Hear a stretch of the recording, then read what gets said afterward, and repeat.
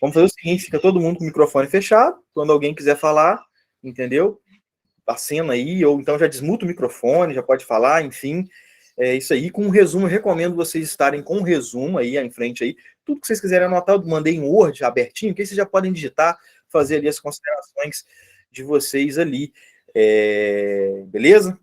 Deixa eu abrir aqui, então, vamos lá, peraí, tem um monte de gente entrando, vamos lá, vamos lá.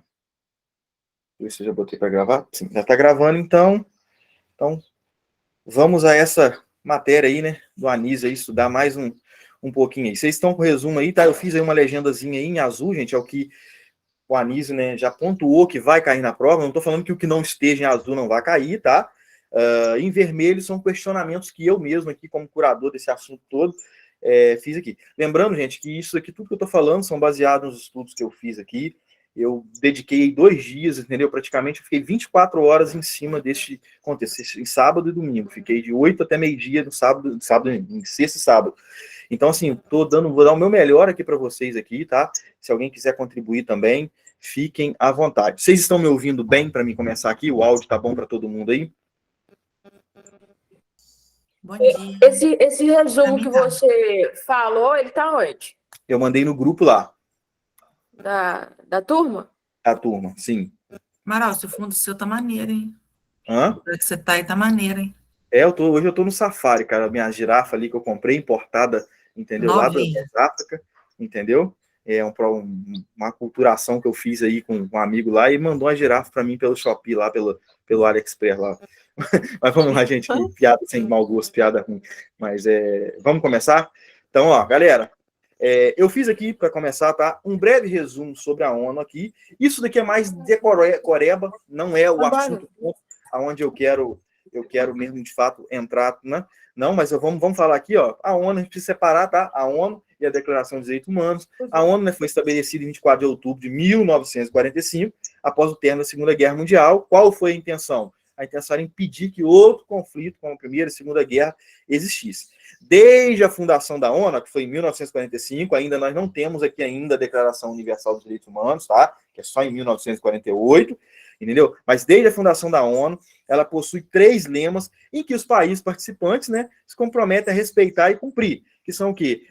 Respeitar a Declaração Universal dos Direitos Humanos, que depois veio a estar em mãos, respeita a soberania de cada povo, e também até fiz um asterisco aqui, que quando algum país quebra alguma regra da ONU, pode haver uma quebra de soberania desse país. Lembrando que isso não é tão fácil, a gente vai abordar isso mais para frente.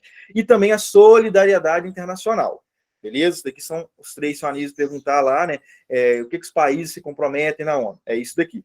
Ele falou, né, comigo, que as missões e objetivos da ONU, ele iria pedir quais são. Aqui tem 4 aqui, ele até falou de 3 lá, mas se falar de 3 já tá bom, mas tem uns 4 aqui que ele falou nas aulas dele, conforme as anotações que eu fiz, que é o quê? Promover paz entre nações, né? Como vocês viram aí, né? O objetivo foi pós-guerra, para que não acontecesse. Então, o primeiro objetivo, obviamente, promover a paz entre as nações, um desenvolvimento sustentável, monitorar o cumprimento dos direitos humanos e das liberdades fundamentais e organizar reuniões e conferências em prol desse objetivo. Esses são os 4 principais objetivos. Aí eu botei um asterisco aqui que o Anísio também disse isso em aula. Além de seus principais objetivos, a ONU também atua em diversos segmentos da sociedade, envolvendo-se até nas questões ambientais, promovendo conferências para debate de temas específicos.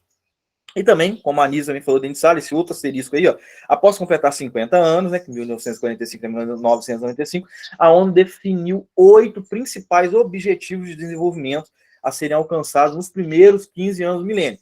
Então, de 1995, já que é os primeiros 15 anos, isso iria até mais ou menos 2010. Quais eram, deixa eu ver, tem mais alguém entrando aqui, quais seriam, então, esses objetivos até 2010 que ela tinha proposto de cumprir? Ó. Reduzir a pobreza extrema e a fome, assegurar a educação primária para todos, promover a igualdade de sexo e autonomia das mulheres, reduzir a mortalidade infantil, melhorar a saúde materna, combater HIV, AIDS e outras doenças, assegurar um desenvolvimento durável, incentivar a parceria mundial pelo desenvolvimento. Obviamente que a gente deve ter, sim, conseguido reduzir, talvez, eu não peguei aqui índice para poder trazer isso para vocês, mas eu sei que, assim, que nesse contexto, toda ajuda humanitária, que assim por dizer, ela tem a sua valia. A estrutura da ONU também está aqui, ó, como a Anísio falou dentro de sala, né, que ela é formada pela Assembleia Geral, Conselho de Segurança, Secretaria-Geral, Conselho Econômico e Social, a Corte Internacional de Justiça. E o Anísio também falou que era importante, por isso que está em azul aqui, as agências especializadas. Tem aqui o FAO, o FMI. Amaral, Oi. Você compartilhou aqui na tela o documento, só para saber? Não, mandei para vocês no grupo, tá tudo Tá. instalado no grupo, não? De vocês, os Não, representantes, recebi, tudo. é só para saber. Você Tá. estava compartilhando tela. As agências especializadas, vocês preferem que compartilhe isso em tela? Deixa eu ver aqui. Não, não precisa não, eu só perguntei só. Deixa eu ver aqui se eu tenho aqui, peraí. Vamos continuar aqui. Vamos lá, então. Ó. E aqui as organizações, agências especializadas. O FAO, o FMI, o OIT, o OMC, o OMS, o Unicef e o Unesco. Não tem só essas, tá, gente? Existem várias outras. Mas eu perguntei ao Anísio, quando eu fui fazer minha pesquisa aqui interna, existem um monte, 17 ou 18, se eu não me engano. Você quer que tenha esse conhecimento de todas essas, ou só as que você mandou? E mandei o print para eles que ele mandou no quadro. Falou, somente essas estão bom. Então, você conhecendo a sigla de cada uma, que eu botei aí a informação de cada uma, o que significa, você provavelmente vai conseguir fazer lá, dar a resposta do que ele está pedindo. Por exemplo, a OMS, Organização Mundial de Saúde. Então, se perguntar lá o que é a OMS, pana, você vai botar que tem alguma coisa com comércio, se você não souber o que é a OMS, e botar alguma informação referente ao comércio, você vai saber. Então, isso é necessário você saber, através aí das siglas, eu botei direitinho o que cada uma significa. Isso ele falou que era importante saber para a prova, tá? O Anísio também falou em sala de aula sobre duas entidades que estão sob o guarda-chuvas da ONU. Isso daqui é protegido, ou seja, aqui está o principal, aqui está a picanha da ONU, no sentido do que ela mais zela, que são o quê? O Acnur, tá? O Acnur, Alto Comissariado das Nações Unidas para Refugiados, ou Agências da ONU para Refugiados, é uma agência da ONU que atua para assegurar e proteger os direitos de pessoas em situação de refúgio em todo o mundo. O PNUD, que é o Programa Nacional, o Programa das Nações Unidas para o Desenvolvimento, é o órgão das Organizações das Nações Unidas, que tem por mandato promover o desenvolvimento e erradicar, ou seja, acabar com a pobreza no mundo. São os dois principais órgãos dela. Beleza? Isso daqui, gente, eu dei essa entrada aqui, que isso daqui não tem muito que discorrer, tá?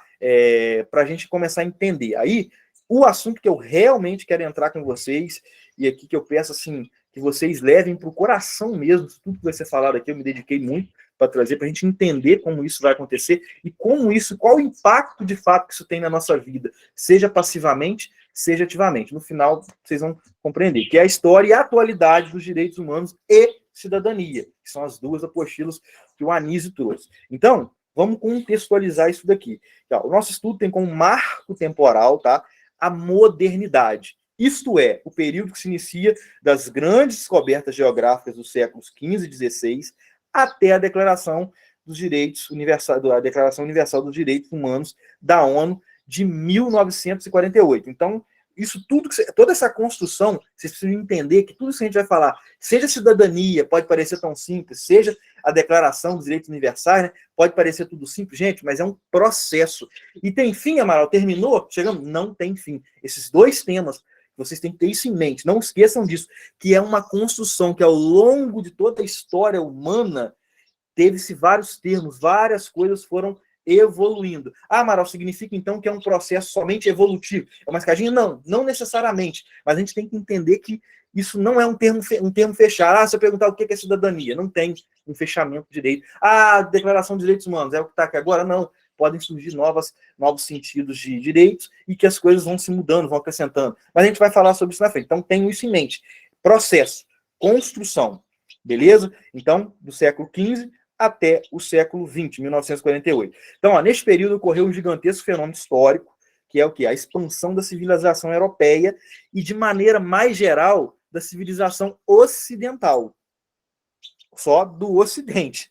Lembra? A exploração, aquelas colônias, eles descobrindo novas fronteiras, enfim, sobre o resto do mundo. Os povos do Novo Mundo, assim chamado Novo Mundo, foram parte integrante, desde os primórdios, da moderna história do Ocidente. Mas a sua integração sempre foi, até os dias de hoje, uma integração que é subordinada, dependente e, ao mesmo tempo, includente e excludente. O primeiro grande encontro, ou melhor, né, se a gente pode chamar de encontro, né, desencontro, como nós já estudamos antes, entre a Europa e os povos, né, descobertos, ó, deu origem ao maior genocídio de que se tem memória na história da humanidade. Como, né, a gente sempre já falou até na outra vez, descobrimento do Brasil mesmo, se tratando do nosso país, né? Foi o descobrimento mesmo? Pare para pensar, nós aprendemos, olha só, como se a gente cria certas leis gerais, nós aprendemos que foi o descobrimento do Brasil. Hoje, com pensamento crítico, com a curadoria, com esse processo que a educação passou até tempo atrás, nunca que quando estudamos lá atrás, falaram para a gente que isso era invasão do Brasil, isso era um genocídio. Quem quando estudou naquela época da educação, algum professor falou isso para você? A gente aprendeu um descobrimento, a gente era até bonito, não, a navezinha chegando, né? Descobrindo os índios ali peladinho, aquela coisa, parece que até bonito, né? Mas agora, quando a gente olha o processo de educação também, como foi evoluindo, a gente está aqui agora no momento em que a gente sabe que aquilo ali foi um genocídio. Não se tem essa ideia de descobrimento, aquele romantismo todo, quando nós aprendemos atrás. Está vendo também como a educação também está num processo de construção, não é algo fechado, que está também passando por mudança, como nós aprendemos lá atrás e como nós aprendemos hoje. A palavra genocídio eu fui conhecer há pouco tempo, para vocês terem noção. Enfim, então esse olhar de baixo, né? O que significa esse olhar de baixo? É desse povo do lado de cá, esse povo que sofreu esse genocídio, esse povo que sofreu esse atropelamento do Ocidente, né?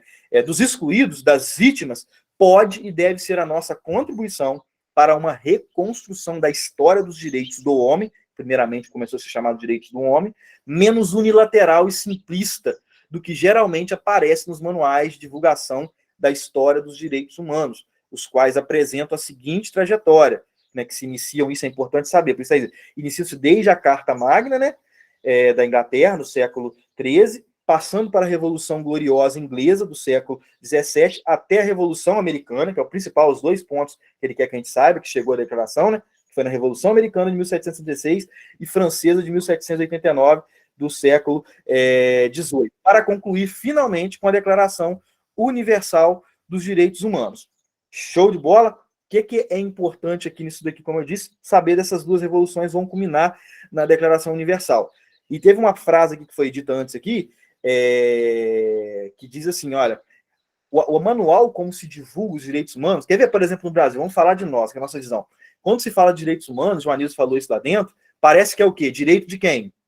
O que nós aprendemos? Direito dos manos. Só serve para bandido. Isso está no popularismo, o que foi traduzido, que só serve para o bandido, só serve para quem não presta, para quem não vale nada, entendeu? Então, se a gente não tem esse senso crítico, esse olhar crítico, se a gente não conhece essa história e só começa a ver do ponto de vista de onde nós estamos, nós começamos a gerar preconceitos, começamos a não compreender a história de como isso chegou até aqui. Então, é através dos excluídos, da ideia dos excluídos, do olhar de excluído, se colocando no lugar do outro, que você começa a compreender toda essa construção e onde ela vai culminar.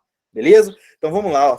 Um breve aqui fato sobre a Revolução Francesa, tá? A Revolução Americana, também conhecida como a Independência dos Estados Unidos, foi uma declaração pelos colonos em 4 de julho de 1776, que marcou o fim da colonização inglesa sobre as 13 colônias americanas. Dali surgiu a Constituição dos Estados Unidos. E, especialmente aqui nos Estados Unidos, essa era uma revolução particular e individualista.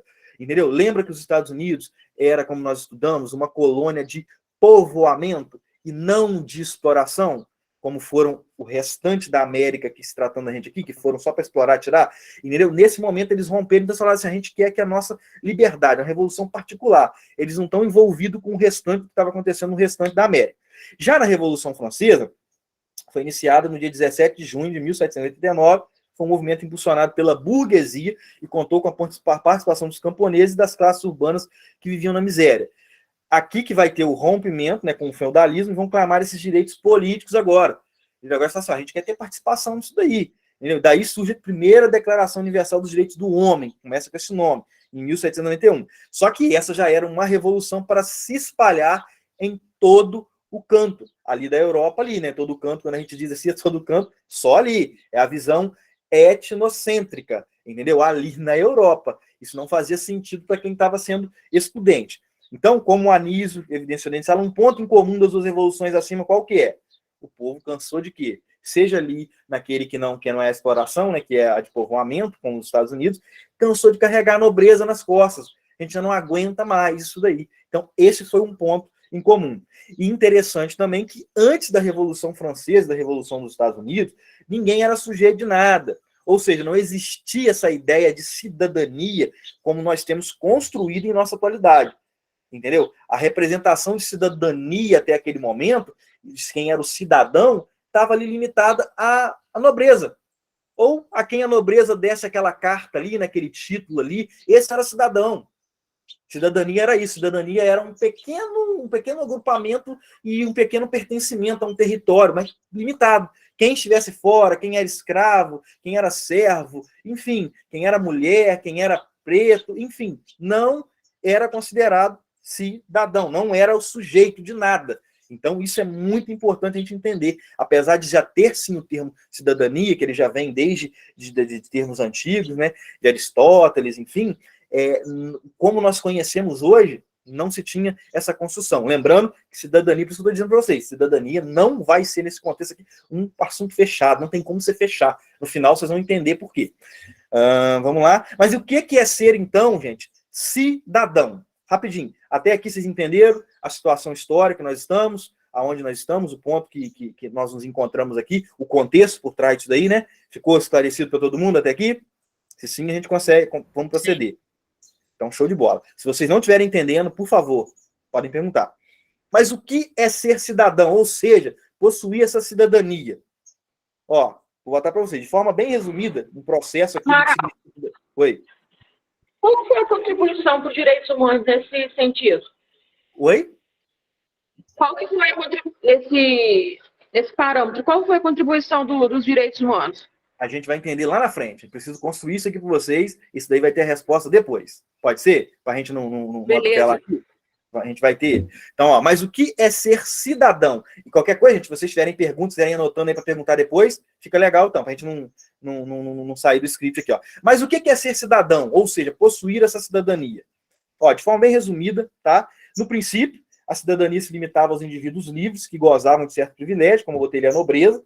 Posteriormente, o cidadão passou a ser aquele que obedecia às normas estabelecidas por um Estado. Aqui eu poderia inserir aqui a burguesia, ela é incluída, e mais um pouquinho, alguns ali a mais ali, que atendia ao interesse desse Estado, tá?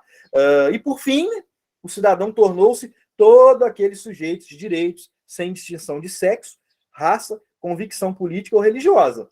Então, hoje em dia, é mais ou menos isso daqui. Mas isso daqui parece bonitinho e fácil, não parece, gente? Olha só que bonito, olha. Por fim, cidadão tornou-se todo aquele sujeito, olha, de direito, sem distinção de sexo, raça, convicção política ou religiosa. Parece bonito e fácil. Mas vamos lá.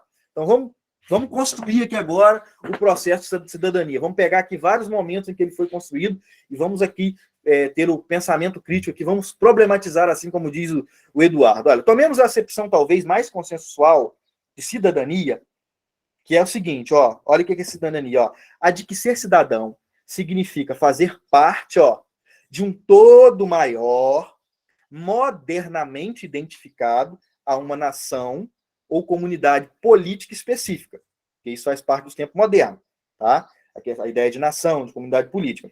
E ter direitos garantidos pelo Estado, com o qual também temos deveres. Então, olha que interessante isso aqui. Então, sendo assim, então, ser detentor legítimo de direitos, né, gente? Pensa aqui comigo, ó. Ser detentor legítimo de direitos e obrigações sugere o quê? Em primeiro lugar, que a cidadania sempre envolve uma dinâmica de quê? De inclusão e de exclusão. Se eu tenho direitos e obrigações, quem não cumpre é cidadão. É essa que é a questão que a gente vai levantar. Dinâmica de inclusão e exclusão. Suas reivindicações são sempre reivindicações de inclusão no usufruto de direitos. E se criamos critérios para incluir alguém, estamos também necessariamente excluindo outros.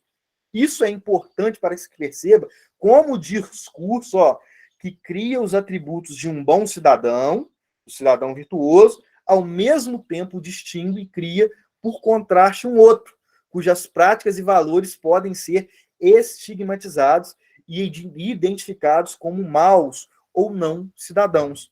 Assim, por exemplo, se o bom cidadão, né, gente, paga impostos pontualmente, já sabemos como identificar aqueles que não fazem. Conseguiram entender isso daqui? Que essa ideia de construção, se a cidadania for somente isso, a gente está pegando um consenso que tem sobre cidadania, que é falado. Por isso que eu disse, não é tão simples assim, não pode. Vocês não podem construir esse termo como um termo fechado. Se é direitos e deveres, então quem não cumpre deixou de ser cidadão. E aí? E se o cara tem uma cultura diferente? E se a pessoa tem uma religião que dentro desse uso e fruto zela, por exemplo, na nossa lei, a gente tem, por exemplo, a questão de sangue, por exemplo, transfusão de sangue.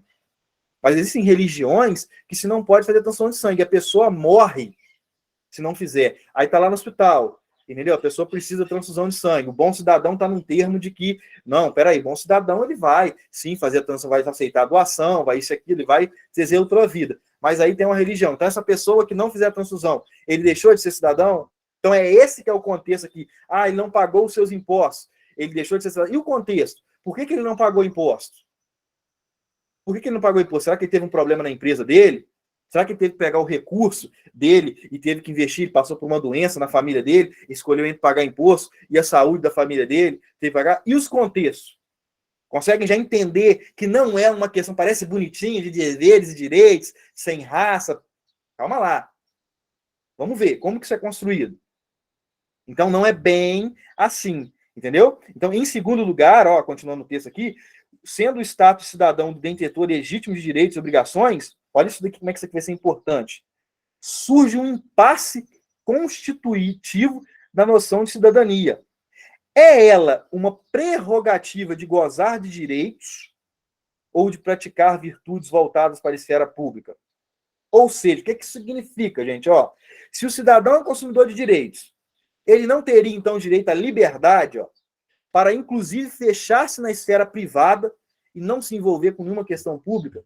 Olha que pergunta interessante. O que isso quer dizer, Amaral? Se eu quiser hoje usar o meu direito... Amaral, repete a pergunta para mim, por favor. É ela, vamos lá. Em segundo lugar, sendo o status de cidadão, o de detentor legítimo de direito e obrigação. Se o status de cidadãos, vamos imaginar que se nós fôssemos fechados, que cidadão é isso daqui, é direitos e deveres. Cidadania tem a ver com direitos e deveres.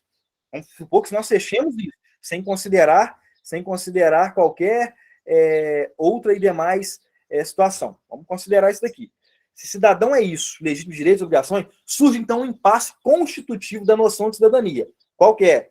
É ela uma prerrogativa de gozar de direitos ou de praticar virtudes voltadas para a esfera pública? Ou seja, se o cidadão é um consumidor de direitos, ele não teria então direito à liberdade para, inclusive, fechar-se na esfera privada dele e não se envolver com nenhuma questão pública? Nesse sentido, em vez de facultar o convívio comum com o exercício da cidadania, geraria um retorno à intimidade, ou pior, um aumento das demandas apenas individuais ou egoístas. O que isso quer dizer? Gente, olha que impasse que nós temos aqui dentro de uma construção de cidadania, se a gente fechar isso e achar que isso é uma lei geral e acabou. E se eu decidir, na liberdade que eu tenho, no exercício de direitos e deveres, só fazer isso na minha esfera privada, não me importar com os demais, com quem está na esfera pública? Eu não quero me envolver com nada do que está aí. Não quero me envolver dentro desse processo de cidadania com aquilo que é o outro, com aquilo que é exterior a mim. Eu não quero me envolver na política, não me importo com isso. Eu não quero me envolver em questões ambientais, não me importo com isso. Entendeu? É um direito, eu tenho um direito à liberdade. Eu não quero. Então eu vou me fechar somente o quê? Na minha esfera privada. Lembra aquele ditado? A minha farinha é pouca, meu pirão primeiro? É mais ou menos isso daqui. E aí? Olha que debate legal que a gente traz nessa construção de cidadania. E aí, deixaria de ser cidadão ou não? Não tem como responder essa pergunta dentro de todo esse contexto de direitos e deveres. É liberdade e liberdade, né, amigo? E aí, onde fica a liberdade? Eu voltaria no tempo. E a liberdade? Entendeu? Que é garantir que, entre aspas, seria garantida ao indivíduo. Então, isso é uma questão muito importante. Aí, aqui, até através dessa demanda, a gente começa a entender, né, a questão, até na psicologia, né, que eu sou da turma de psicologia, né, a questão do ser humano, como o ser humano às vezes lida, né, com a sua forma individualista, com o seu ego, com o seu egoísmo. Muitos dos problemas que a gente vai pegar na clínica tem a ver com toda essa síntese aqui, as construções, a forma como nós construímos essas ideias, esses ideais que nós temos aqui. A cidadania é uma delas. Mas vamos continuar para a gente não prender muito. Ó. Essa é a outra dualidade e contradição incontornável, tanto no conceito quanto na prática da cidadania, e remete a tradições distintas de compreender e implementar o tema. Viu? E aí, eu botei, e aí agora? Parece tão fácil o tema? Começaram a entender que a cidadania isso é fácil. Não, não é fácil. Tantos debates vão surgir de uma simples palavrinha, de uma simples coisinha que poderia ser fácil. Não é mais fácil. Mas olha só, vamos continuar. Tem mais outras questões que nós vamos levantar aqui. Ó. Mais uma vez, agora vamos a outro conceito de cidadania. Outra parte, outra conceitualização. Como sendo identidade social politizada. Ó, cidadania é uma noção construída coletivamente e ganha sentido nas experiências, tanto sociais quanto individuais. E por isso é uma identidade social. Beleza? Porque é política, também a sua força ou fragilidade depende das inúmeras mobilizações, confrontos e negociações cotidianas, práticas e simbólicas. Confrontos e negociações que, por sua vez, variam enormemente à medida que avançam os processos de construção do Estado-nação, da expansão capitalista, da urbanização e da coerção. E pensamos aqui especialmente até na guerra, no sentido de coerção. Identidade social politizada significa, portanto, que a extensão dos direitos da cidadania democrática deve ser pensada como resultados possíveis das contendas concretas de grupos sociais e que essas contendas são, por sua vez, fontes poderosas de identificação intersubjetiva e reconhecimento entre as pessoas. Nesse sentido, identidade e cidadania não são conceitos essenciais fixos por natureza. Eles variam conforme a agência que fazem deles e os homens que os mobilizam. Amaral, que difícil compreender isso aí, que um monte de palavras. O que significa na prática, gente? Eu botei até o exemplo, é o nosso atual cenário político. O que mais foi falado no momento das políticas de votação? Exercer o quê? A sua cidadania. Parece bonita a todo mundo, vai bonitinho para a urna, exercer a sua cidadania. Mas qual que é o contexto que nós vivemos nesse ponto de cidadania? Vivemos aqui atualmente. Olha só, se tinha alguém que era do lado X ou do lado Y, fazia o quê? Essa identidade, se identificavam com os movimentos que se surgem, né? Que se surgiram, seja de um lado, né, chamado de esquerda, seja de um lado chamado de direita, e aí ele cria essa idade através dessa relação, porque ele também é social, entendeu? Ele tem a sua noção, tanto a sua identidade, né, individual, quanto o seu social, como ele enxerga o seu meio social, como ele vê o seu meio social, ele cria essa identidade. Então, aí você vê assim, nós vivemos o quê? Uma polarização. E aí eu pergunto para vocês, nesse contexto de cidadania, significa, então, que aquele que fez uma identificação do lado X ou no Y, deixou de ser cidadão, então, porque através dessa identidade que ele criou, como ele percebe, como ele interage, reage ao meio, ele deixa de ser cidadão? Na nossa política aí, nós estamos vendo até agora, após política, parece que sim. Parece que tinha que se dividir o país em duas. Num lado X fica uma galera, no lado Y fica outra galera. E aí? Olha que situação complicada. Cidadania tem a ver com isso que nós vimos aqui nesses últimos tempos? Tem um pouco essa noção? Ou é a mesma coisa dessa visão etnocêntrica? Eu estou querendo excluir o que é diferente a mim. E nós estamos fazendo isso. Nós precisamos entender. Oi. Na aula ele falou alguma possibilidade de poder estar destruindo isso aí, desconstruindo? Não, vocês vão entender. Daqui a pouco eu também vou trazer isso. Não tem como. Tem como e não tem como. Pode ficar tranquilo que eu já pensei nisso tudo e vou trazer isso tudo para vocês. Entendeu? Então, essa é mais uma noção de cidadania. Estão vendo aí como é que não é fácil? Tem como fechar isso? Complicado, hein? Vamos continuar, então.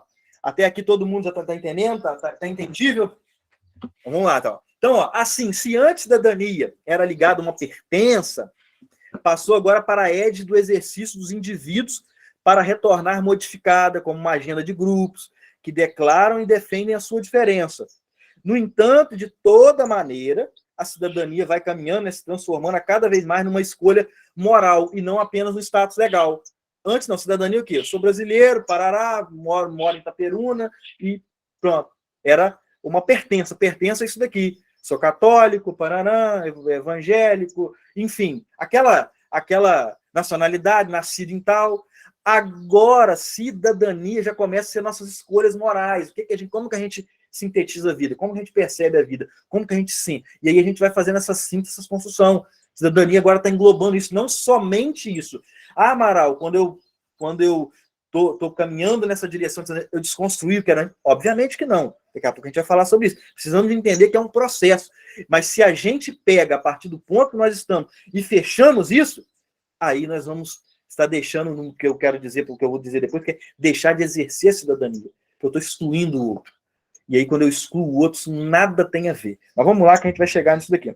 É bom insistir que na construção de cidadania, essa não é uma história evolucionária.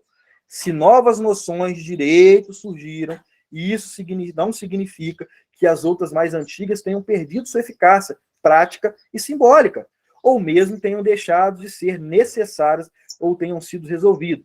Aí eu botei aqui entendemos por que as gerações passadas não compreendem as mais novas e vice-versa. Quantos aqui viram? Mas no meu tempo era assim, tinha nada disso.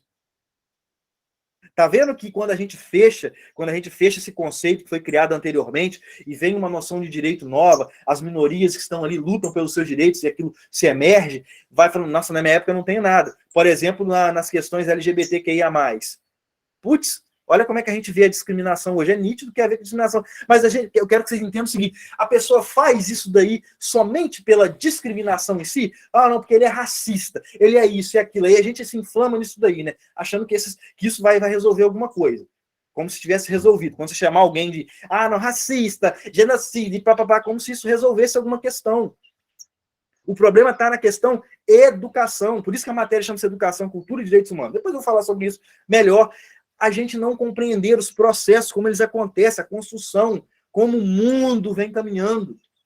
E a globalização faz isso tornar-se tudo assim, chegar tudo na nossa porta. No final está tudo ligado os 4 pilares. Daqui a pouco nós vamos pegar nele. Isso vai ser muito legal, bacana. Então, gente, a gente precisa, nossa geração agora falando para nós, a gente precisa de quebrar achando que, não, peraí, que eu tenho essa noção que agora eu vou pegar aquelas anteriores, vocês são tudo cafona, vocês são preconceituosos, vocês são... Calma lá, gente. Às vezes parar, perder esse tempo, igual aqui, perder não, investir um tempo, chamar o indivíduo, vamos sentar, vamos conversar. Quando você entende, tem esse assunto igual pegar aqui, como é que isso foi construído? Por que você pensa assim? É somente através desse processo, ou não somente, né, mas dando ênfase a esse processo, que a gente vai conseguir construir. Xingar o outro, excluir o outro, pensar que ele é diferente de você não vai chegar a lugar nenhum. Tá, vamos lá, que acho que aqui vocês já entenderam. Então, se as definições teóricas, sintéticas, são frágeis para fazer frente à complexidade dos fenômenos envolvidos quanto à construção da cidadania, o que a gente vai pensar, então, sobre cidadania? Conseguiram entender? Viu como é que é tudo frágil? Vários conceitos que foram formados, a gente pensa, sempre tem uma fragilidade, sempre tem uma ponta solta, que a gente não vai conseguir fechar o assunto, e não vai conseguir fechar mesmo. O que eu vou pensar, então, Amaral, a respeito de cidadania? Então, botei aqui, o que mais importa pensar a categoria da cidadania, sempre como o quê? Relação. Se eu pensar o estado da cidadania como relação, a forma como eu vou me relacionar vai começar a ter sentido. Assim parece mais produtivo pensar como a cidadania se constrói socialmente e, portanto, em relação com outros fenômenos, ou seja, em vez de eu excluir, de eu me tornar preconceituoso, deixa eu entender, deixa eu me relacionar com isso. Como que é isso daí? Que era diferente para mim até o momento aí. Nunca tinha visto isso daqui. Como é que funciona isso daqui? Com outras instituições, porque instituições vão surgindo ao longo, entendeu? E atores sociais, as pessoas que vão surgindo, que vão dando voz a tudo isso daí, do que buscar no conceito a sua própria chave de compreensão essencial. Na cidadania é só isso aqui. Na minha época, é isso daqui. Isso daqui que está vindo aqui agora, isso é doideira de vocês aí. Não, isso não tem nada a ver. Não, gente.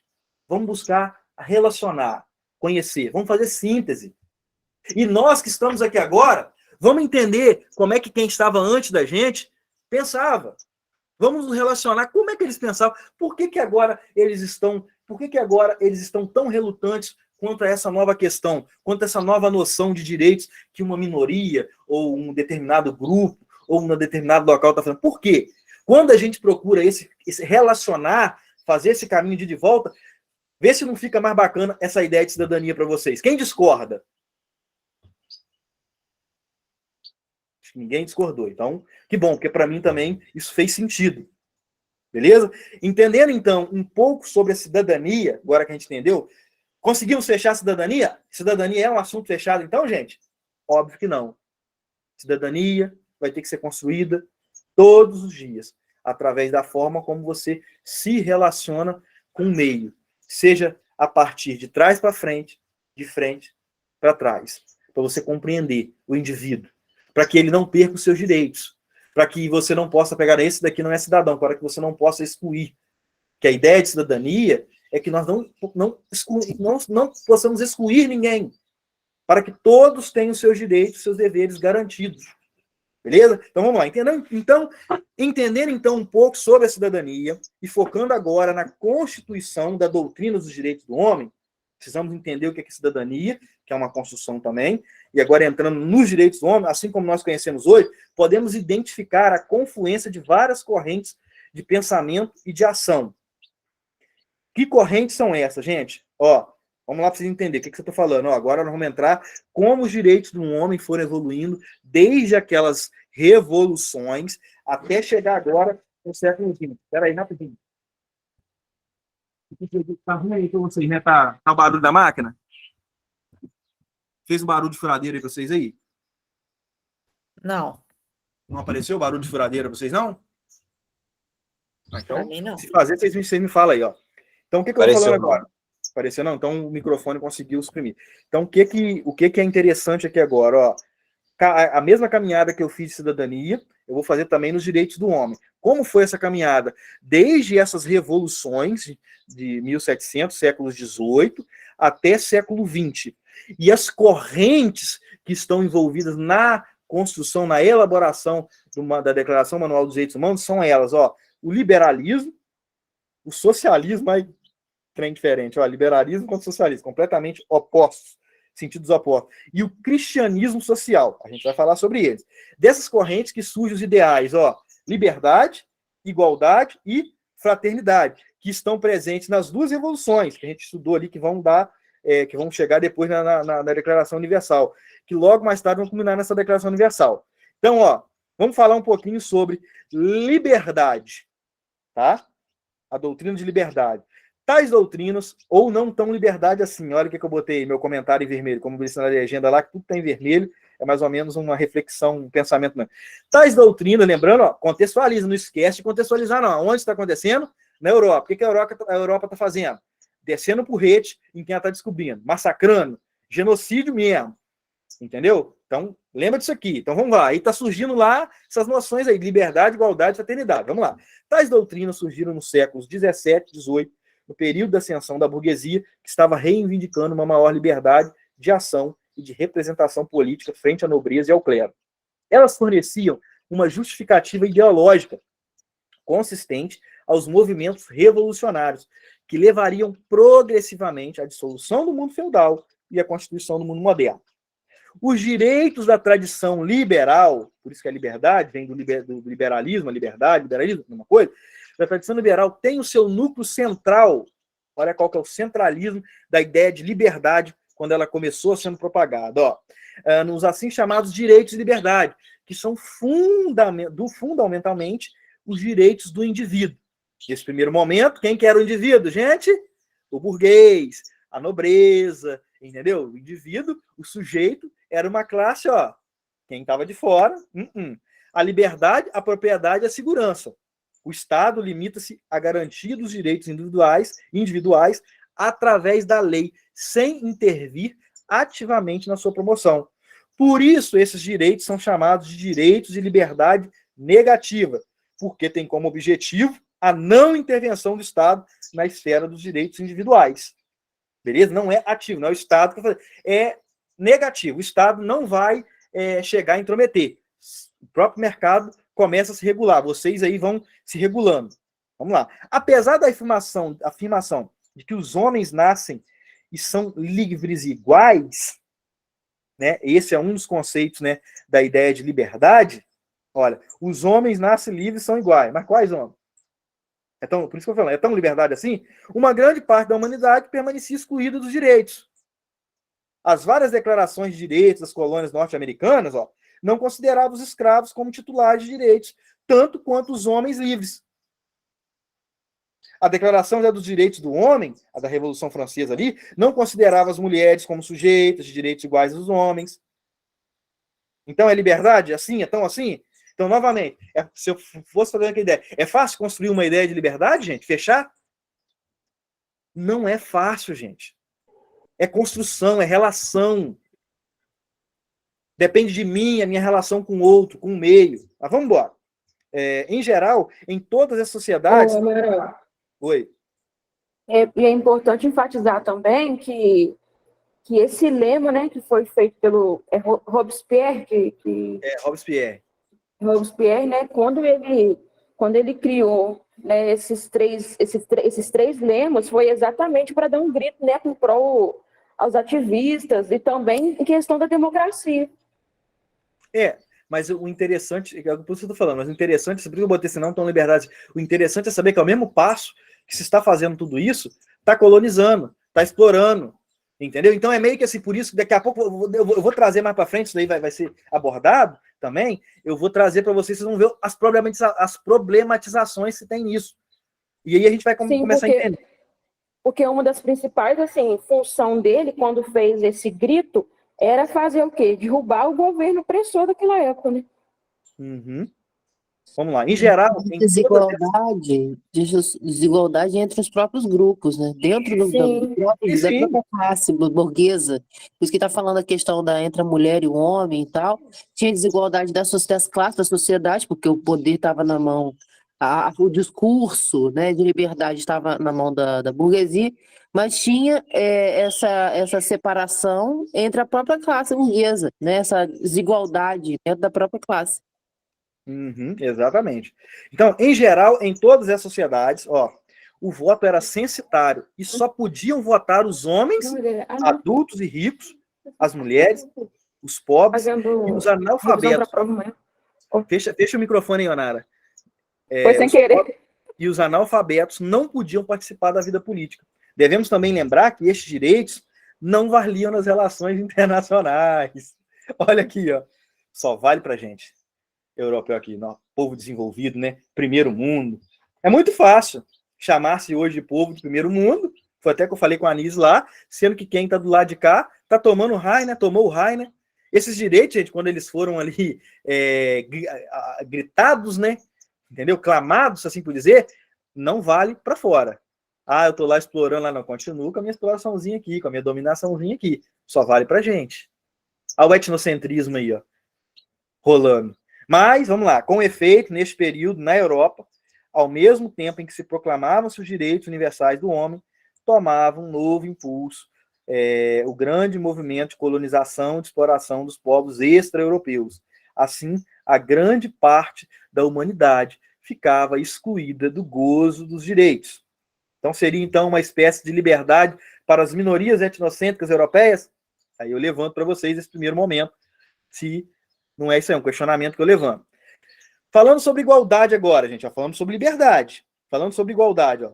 Aí eu fiz aqui um questionamento, em relação a quem ou a quem que é essa igualdade? A tradição liberal dos direitos do homem, que domina o período do século XVII até a metade do século XIX, quando termina a era das revoluções burguesas, mostrava-se insuficiente para resolver os novos problemas criados pelo capitalismo. É nessa época que entra em cena a política, o socialismo, e que encontra suas raízes naqueles movimentos mais radicais da Revolução Francesa, que queriam não somente a realização da liberdade, mas também da igualdade. A égalité, né, que é a igualdade em francês, da Revolução Francesa, era somente e parcialmente a igualdade dos cidadãos frente à lei. Mas o capitalismo estava criando novas grandes desigualdades econômicas e sociais, e o Estado não intervinha para pôr remédio à situação. O que isso quer dizer, gente? naquele processo. Ah, liberdade. Então, todo mundo livre comércio, a ideia do liberalismo. O comércio vai ser autorregular, né? Aí o capitalismo vai tomando, né, a sua forma, e aí vai criando essa lacuna entre o rico e entre o pobre. A desigualdade social está aqui escancarada. Escancarada para todo mundo. E aí? O que a gente faz agora para resolver um problema? Tentamos criar isso, essa ideia de liberdade, para resolver um problema, criamos um outro. Liberdade de quê? Não, agora eu sou livre. Não quero ser mais escravo, não quero ser mais servo.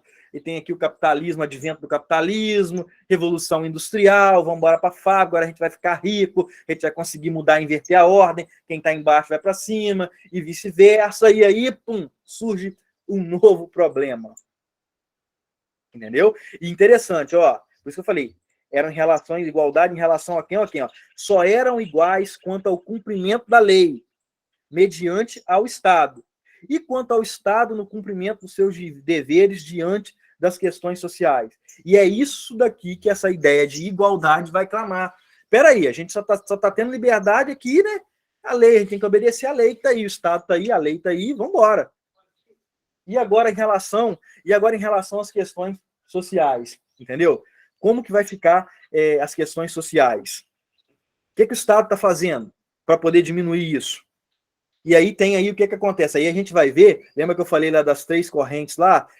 O liberalismo, o socialismo e a doutrina social da igreja. Como é que isso entra aqui agora? Olha só, vamos trazer para o nosso momento agora. Falar de socialismo, meu Deus, você começar a falar de socialismo hoje, você está lascado. Vai tomar até pau. Toma pau mesmo. Mas olha como é que não pode ser tão fechado assim. Lembrando que na Constituição de Cidadania, o discurso no sentido de relação, como que é bom. Imagina que agora, se a ideia do socialismo não entrasse aqui visando isso daqui, mas espera aí. E esse povo aqui que está ficando pobre, e essa pobreza, e essa desigualdade? Como que é bom a gente dialogar? Como que é bom nunca fechar? Nem é tão bom assim nesse ponto, nem é tão bem ruim nesse ponto. Eu conhecer, eu sintetizar.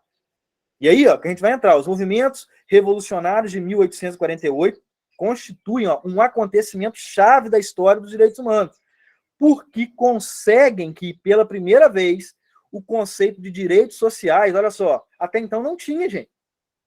A ideia desses direitos sociais seja acolhido na Constituição Francesa, ainda que de forma incipiente e ambígua. Lembrando que a gente está falando, ainda nós não estamos aqui na ONU ainda, Declaração Universal de Direitos Humanos, estamos na construção. Isso foi na Revolução Francesa, que a gente sabe que são revoluções que vão culminar depois na Declaração Universal, tá, gente? Então, olha, lá em 1789 não se tinha essa ideia de direitos sociais. E os pobres? O pobre, como vocês já viram em vários filmes, vivia para as ruas mesmo, vivia ali no meio da pobreza extrema mesmo, como se fosse um lixo, como vocês veem em várias interações de filmes de época aí.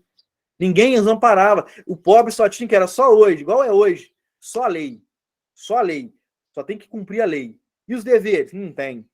Já nas declarações sucessivas de 1789, que constituem o preâmbulo das 2 constituições elaboradas durante o período revolucionário, aparecem os primeiros direitos sociais. Ó, a assistência pública aos pobres necessitados, considerada até um direito sagrado ao trabalho, a instrução primária, universal e gratuita, direitos que não tiveram maiores consequências na época, mas que reaparecerão com maior efetividade na Constituição Francesa de 1848. Estava, assim, aberto, então, um longo e tortuoso caminho que levaria progressivamente à inclusão de uma série de direitos novos, estranhos a quê? A tradição liberal, que é o quê? Direito à educação, ao trabalho, à segurança social, à saúde, que modificam a relação do indivíduo com o Estado. Agora, quero levantar uma questão aqui nisso daqui. Como eu disse aqui para vocês, que falar de socialismo hoje no nosso Brasil, com tudo que está acontecendo aí, e eu não estou falando aqui, gente, do socialismo como está sendo apresentado ao mundo. Eu estou falando, pelo menos, no que deveria ser a ideia de papel. Mas as pessoas não têm o conhecimento, as pessoas não sabem a trajetória, a construção de história. E aí eu vou perguntar agora, fazer uma pergunta que é para você, que é para mim. Em nosso âmbito privado, tem um monte de gente que levanta assim, sou liberal, negócio é liberal, liberdade. Mas no nosso âmbito privado, aí vocês vão entender a contribuição do socialismo. Nós somos tão liberais assim? Amaral, como assim? Dá um exemplo aí. Quer ver uma coisa? Eu sou a favor de privatizar. Isso, privatizar aquilo, fazer essa parada, isso, aquilo, porque funciona melhor. O Estado não toma conta. Mas e o SUS? Você também quer se resolver dentro da ideia de liberalismo? Você mesmo quer dar conta das suas próprias demandas quando você ficar doente? Você quer resolver sua vida? Quer ir lá pagar o médico, um tratamento? Quanto ao SUS, que é um serviço público. Por exemplo, e muitos aqui que estão me ouvindo aqui fazem a faculdade hoje. Tem umas bolsas. Apesar de fazer a faculdade que é privada, igual ali a fundação, no caso, que ela é privada, ela não é pública, mas às vezes você conseguiu uma bolsa que te ajuda para você não pagar tudo. E aí, você é tão liberal assim? Você abriu mão dessa bolsa? Você abre mão de quando você está doente, chegar ali, através do SUS, entrar, fazer uma operação? Não estou aqui discutindo se é bom ou ruim, não estou aqui levantando esse mérito, se demora muito essas questões, não vou levantar, não é essa questão, mas isso que eu estou mostrando. Olha para nós ver como essa contribuição, né, do socialismo ali naquele momento, entender, foi importante para a gente construir o que a gente tem hoje. Podemos ser liberais em tudo? Ou podemos também adotar uma ideia do que com o socialismo também em tudo? Cada casa é um caso. Cada fenômeno precisa de ser identificado, precisa de ser observado a partir do próprio fenômeno, a partir do seu tempo, como ele foi construído. Então, gente, vamos deixar de ser essa massinha de manobra. Vamos pensar, vamos botar o chico-teco para poder pensar. Novamente a pergunta que vai ficar. Em nosso âmbito privado, somos tão liberais assim? Show? Então, na luta contra o absolutismo, o liberalismo considerava o Estado, só para vocês entenderem um pouquinho do que é o liberalismo, como um mal necessário e mantinha uma relação de intrínseca desconfiança. A questão central era a garantia das liberdades individuais contra a intervenção do Estado nos assuntos particulares. Agora, ao contrário, tratava-se de quê? Agora inverteu a ordem. Com essa ideia de igualdade agora, inverte um pouco a ordem. Tratava-se de obrigar o Estado a fornecer um certo número de serviços para diminuir as desigualdades econômicas e sociais. Imagina, gente, período agora, só para trazer aqui uma questão aqui de pandemia, se nós não tivéssemos, por parte do Estado, as ajudas que se tiveram. Será que nós, como eu disse aqui, em nosso âmbito privado, a gente ia fazer alguma coisa? Doar uma cesta básica, bem, vamos pegar minha empresa e pegar que eu vou tirar aqui tantas partes da meu lucro aqui e vou ali ajudar quem não tem. Aqui, gente. Aqui, porque nós fazemos isso. Raras vezes nós fazemos isso. A gente só tem discurso. É só discurso. Porque a gente não conhece nada, a gente não entende nada de causa, nada de efeito. Vivemos de leis gerais. E esquecemos de fazer esse equilíbrio. Transferimos tudo para o Estado. O Estado que se vira. Calma lá, mas quem que dá o poder ao Estado? Quem que abre mão total da liberdade, da sua liberdade, para poder atribuir o Estado? Estado, toma aqui. Vai fazer. O Estado, por acaso, é constituído de ET, de extraterrestre? Ou é gente que está lá? É gente como eu e você. E dentro de uma república democrática, dentro de uma democracia como nós estamos aqui agora, que nós temos o voto, quem que colocou os que representam o Estado? E aí eu vou aqui fazer uma palhinha rápida. E aí você começa a ver como que é importante o seu voto. Você entender quem que você está colocando lá. Você compreender quem você coloca lá. Em todas as esferas. Gente, não estou aqui fazendo debate político, tá? Eu estou mostrando que quando você vai ver, conhecer o que cada um está falando, como cada um pensa, você vai entender se ele é uma pessoa que exclui, aquele que está contrário vai ser excluído. Isso é muito importante. Isso envolve tudo. Essa discussão que nós estamos aqui, apesar de ser, pode parecer simplista, né? Parecia simplista no início, mas ela engloba tudo. Vai consumindo tudo que está ao redor. É igual um buraco negro. Por isso que precisamos conhecer, por isso que não devemos se apegar aos discursos apenas que agradam ou a X ou a Y. Isso não tem a ver, isso vai excluir o outro, e isso é prejudicial para a construção de cidadania, a sua relação com o outro. Daqui a pouco você está excluindo o teu pai, a tua mãe, o teu filho, entendeu? E aí você está no estado de guerra, a sua liberdade se tornou totalmente uma libertinagem. É muito complexo isso, gente. É muito profundo, por isso que eu estou trazendo aqui. Eu sei que isso daqui o Anísio talvez não vai cobrar dessa forma, mas eu estou aqui dando essa para a gente mudar, para quem está me ouvindo aqui, quem for me ouvir, para que nós possamos mudar a nossa mentalidade, que essa geração nossa possa impactar, ser uma geração que não seja chamada de geração perdida. Olha que duro ouvir isso. Vocês são uma geração perdida. Somos? Ou somos por causa da forma como estamos construindo a ideia de cidadania, como observamos os nossos direitos? Os nossos direitos só são egoístas. Meu direito? E a relação do dever? Mas eu não vou me atentar isso aqui, não. Vamos embora. Econômicos, sociais, permitir a efetiva participação de todos na vida do bem-estar social. Aí eu disse aqui, ó, essa é aquela velha história, como tudo que eu acabei de dizer, de quando a liberdade vira libertinagem. Você não sabe equilibrar. É aquela ideia que eu falei, eu vou usar minha liberdade, eu vou me prender na minha esfera o quê? Privada. O público se vira. Eu estou aqui com o meu emprego aqui garantido aqui, para que eu vou me importar com o que vai acontecer com um cara que está lá em São Paulo, na favela, lá no Rio de Janeiro, tá tudo bem. Consegui aqui um empreguinho aqui e tal. A sua liberdade se tornando o quê? Libertinagem. Show, vamos lá. Agora, outro tema, liberdade, igualdade, fraternidade. Aí eu botei aqui uma perguntinha aqui em vermelho aqui. Mas quem que é o próximo? Quem que é? Fazendo aqui parafraseando o que Jesus falou. Quem é o meu próximo? Quando perguntaram para ele, quem, Jesus? Quem é o meu próximo? Vamos lá. Antes de chegarmos à contemporaneidade, é preciso dizer algo a respeito de um outro ator social que desenvolveu um papel importante na história conceitual e social dos direitos humanos. Isto é, o cristianismo social. E, em particular, a doutrina social da Igreja Católica.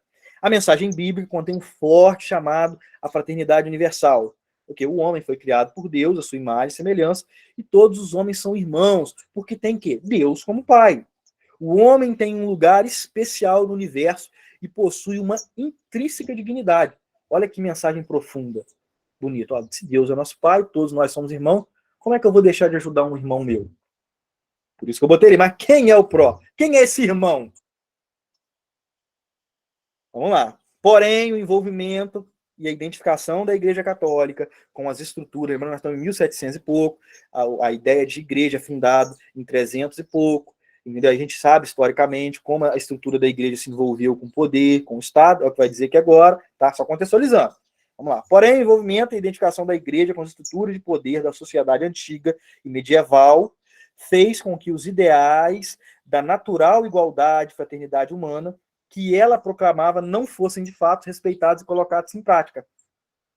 É uma verdade isso aqui. Com o advento dos tempos modernos, a Igreja Católica fortemente atingida, de um lado, pelas grandes reformas religiosas, teve a reforma protestante, sociais e políticas das revoluções burguesas, porque ela começou a pedir poder, porque essas revoluções clamaram o poder, a gente quer ter participação na política, agora o Estado e a Igreja perdem o seu poder.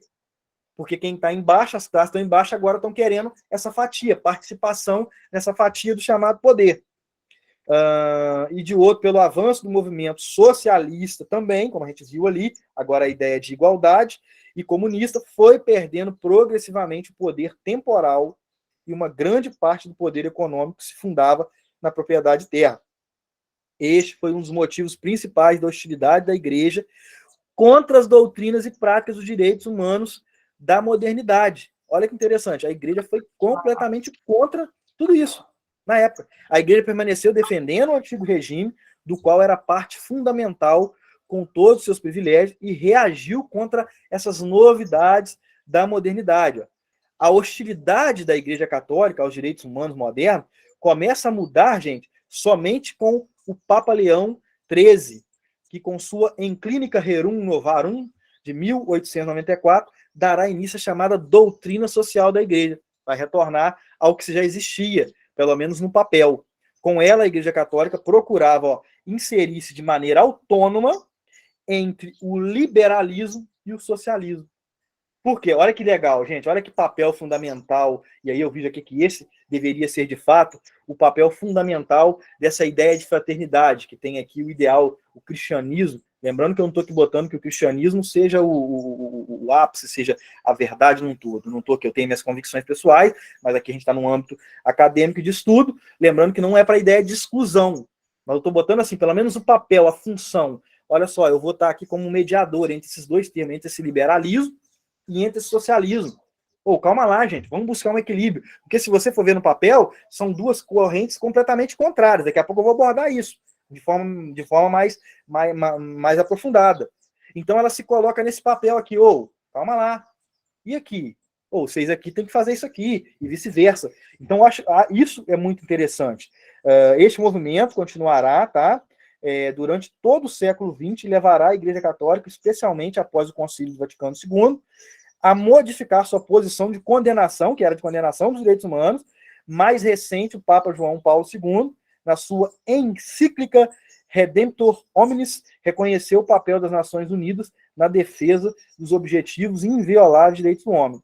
Aí eu botei aqui, o relatado acima é o resumo do famoso ditado: a necessidade faz o gato pular. Olha que interessante, que bom que esse gato, contexto agora da igreja, pulou, voltou às suas origens, entendeu? Deu força a essa construção dos direitos do homem. Vamos lutar por minorias, por excluídos. Lembrando-se que o próprio Jesus, o centro do cristianismo, era por isso, em sua vida pública, relatada ali nos evangelhos, das quais ele lutava contra as classes de poder que dominavam os menores. Enfim, não vou aqui entrar nisso aqui. Então, devido aos ideais acima, quais são os ideais? Igualdade, liberdade, fraternidade, liberalismo, socialismo e a doutrina social aqui da Igreja Católica, é o cristianismo social. Tudo tem essas ênfases, esses nomes surgem dessas raízes que a gente está trazendo aqui, diante dos ideais acima, que um dos primeiros atos da Assembleia Geral das Nações Unidas foi na proclamação. Agora, quando que a Declaração Universal dos Direitos Humanos vai ser feita? 10 de dezembro de 1948. E olha o que o primeiro artigo reza. Quem já leu os artigos sabe. Olha como é que é interessante.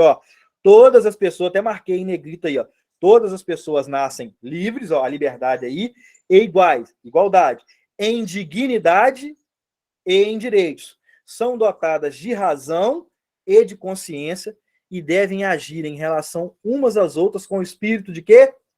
Fraternidade. Olha os ideais aí, os 3 ideais no primeiro artigo. Viu como é que foi legal essa história, como a gente chega até aqui? Então, vamos continuar. Sendo assim, a luta pelas conquistas de direitos e cidadania, que é a soma de todas as revoluções acima, chamadas de revoluções liberais, burguesas, vão culminar na conquista dos seguintes direitos, gente, direitos civis, século XIX aí, os direitos civis referem-se às liberdades individuais, como o direito de ir e vir, de dispor do próprio corpo, o direito à vida, a liberdade de expressão, a propriedade, a igualdade perante a lei e a não ser julgado fora de um processo regular e não ter o lar violado. Os direitos políticos, votar, ser votado, ser político, direitos sociais, saúde, educação, habitação, transporte, moradia, alimentação, tá? E vale ainda ressaltar, gente, que os direitos civis, políticos, sociais, isso daí também fazem parte da Constituição de Cidadania, estão dentro do bolo. Mas não é somente isso, tem muitas outras questões. Mas não é. Isso, a cidadania compreende também isso daí. Então, este processo deu origem, gente, a novas gerações de direitos. Então, isso aqui eu vou só ler, vou só fazer uma lei, não que seja uma etapa de escala, de construído, que tem gente que vai fazer umas discordâncias disso aqui, mas só para a gente entender, que é a primeira geração, inclui os direitos civis e políticos, direitos à vida, à liberdade, à propriedade, à segurança pública, como eu disse, a proibição da escravidão, a proibição da tortura, a igualdade perante a lei, a proibição da prisão arbitrária, o direito a um julgamento justo, o direito a um habeas corpus, o direito à privacidade do lar, a respeito de própria imagem pública, a garantia de direitos iguais entre homens e mulheres no casamento, o direito de religião, de livre expressão no pensamento, a liberdade de ir e vir dentro do país e entre países, o direito de asilo político, de ter uma nacionalidade, a liberdade de imprensa, de informação, a liberdade de associação, a liberdade de participação política, direta ou indireta, o princípio da soberania popular, as regras básicas da democracia, liberdade, enfim. Olha que interessante, que através disso daí, a mesma, às vezes, mesmo até como nós, às vezes nós podemos inserir, que em algum momento da nossa vida talvez possamos dizer, isso é o direito dos manos. Olha quantas coisas foram conseguidas através dessa história. Você pode dizer que muitas das coisas pelas quais, dentro do sentido de liberdade, você tem hoje, você goza hoje, aí, quem lutou por isso? Olha a caminhada que foi, da onde você tem? Seu lar sem inviolável, um habeas corpus, entendeu? Olha quantas coisas, a questão do casamento, você poder expressar a sua religião, é o direito dos manos mesmo? Essa é a síntese que a gente faz sem conhecimento, sem relação, sem ser cidadão, no sentido de relação, como eu disse aqui. Tudo é lei fechado, só por causa de um ponto, porque para isso aplicou isso daqui, e aí como está fora de você, não, é isso daqui mesmo. E aí exerceu preconceito. Olha que bonito. Uma segunda geração, vamos pular para a segunda geração, inclui os direitos econômicos, sociais e culturais. O direito à seguridade sexual. Olha aí, quando você vai ser você fica desempregado, tão bom receber o seguro-desemprego, né? Oxe, fiquei desempregado, meu patrão mandou embora, a empresa entrou a pandemia ali, entendeu? O patrão precisou de mandar embora, ou quis mandar embora, enfim, não importa o motivo. 6 meses, dependendo do tempo que você estava ali, 6 meses você vai poder receber. Da onde que veio isso? Do direito dos manos, gente. Aí, ó. É do direito dos manos. Vamos lá. A segunda geração inclui direitos econômicos, sociais e culturais, o direito à seguridade social, o direito ao trabalho e à segurança no trabalho. Me acidentei no trabalho.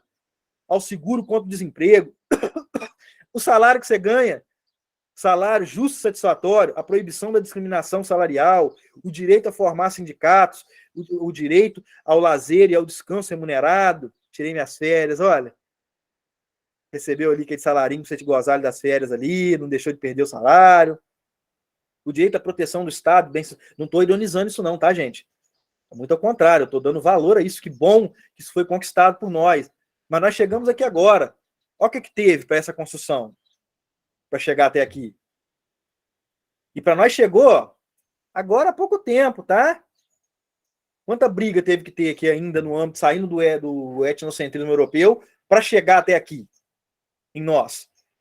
Que a nossa luta começa tarde em relação a quando isso aconteceu. Bem tardia, mas vamos lá. Bem-estar social, proteção especial para a maternidade e a infância, direito à educação pública, gratuita e universal, o direito à participação da vida cultural, da comunidade, se beneficiar do progresso científico e artístico, a proteção dos direitos autorais e das patentes científicas. A terceira geração inclui os direitos a uma nova ordem internacional, o direito a uma ordem social internacional em que os direitos e liberdades estabelecidos na declaração possam ser plenamente realizados. O direito à paz, ao desenvolvimento e ao meio ambiente.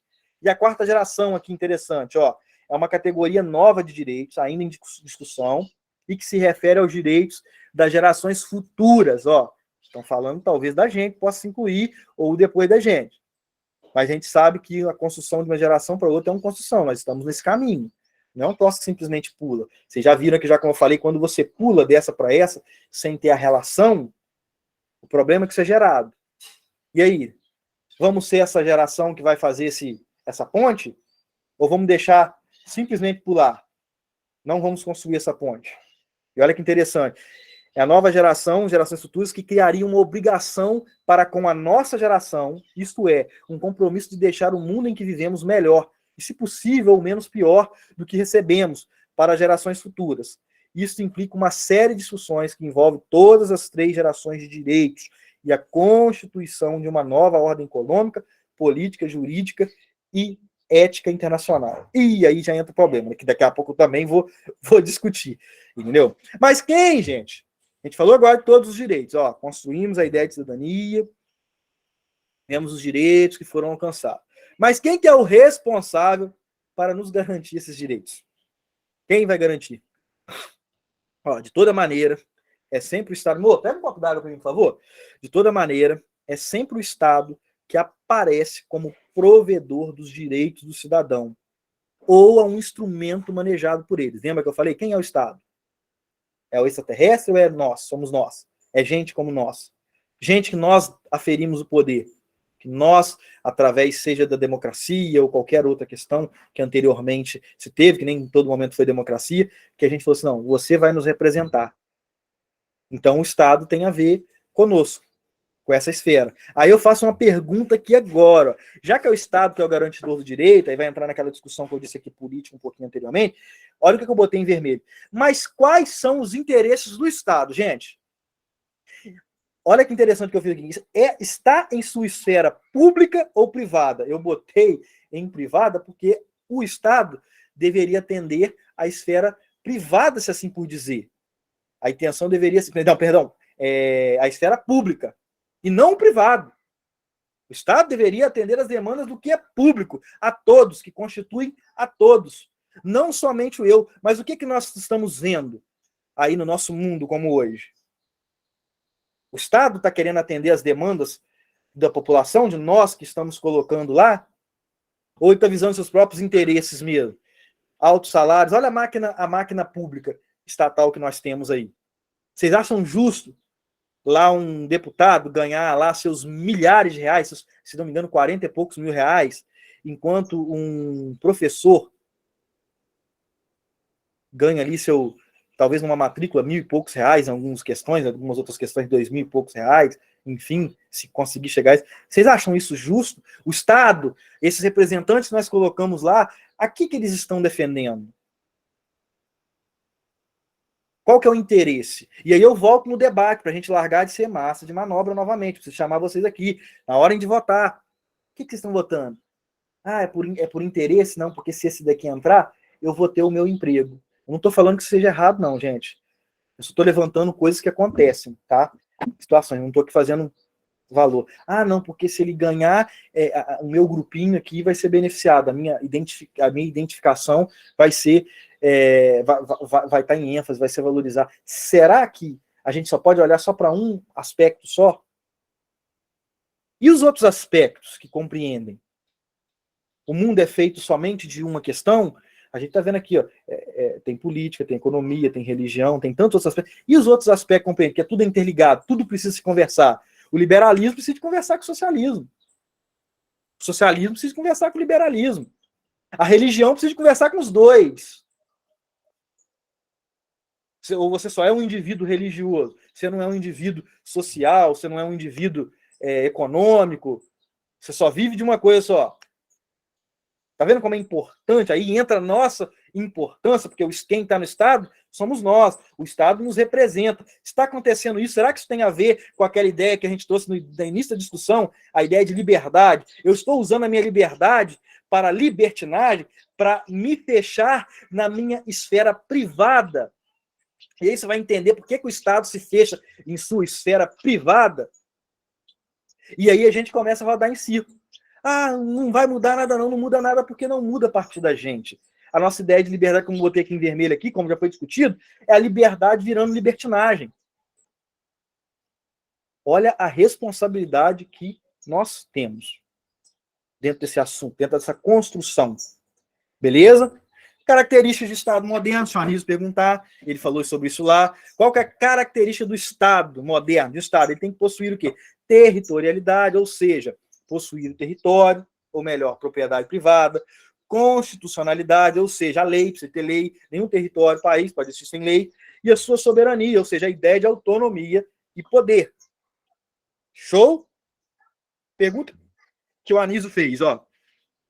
Dentro agora de toda essa construção que nós fizemos, ó, de cidadania, direitos.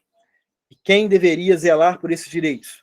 E o círculo, como isso tudo está conectado, isso tudo está conectado. Não é, não, como eu já disse aqui já, quem tem que dar jeito é o Estado. Quem é o Estado? Tudo está interligado.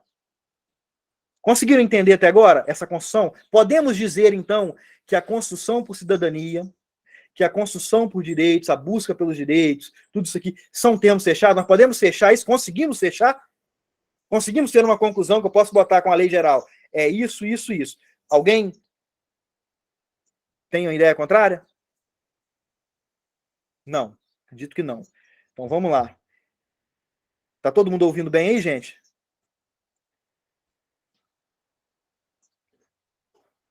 Alô? Sim.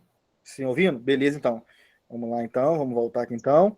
Então, olha, o Anísio fez uma pergunta lá quando eu fui ver com ele qual seria o conteúdo, que foi o seguinte: existe relação entre cidadania e direitos humanos? Se há, quais são ou o quê? Uma resposta aqui, possível resposta, tá?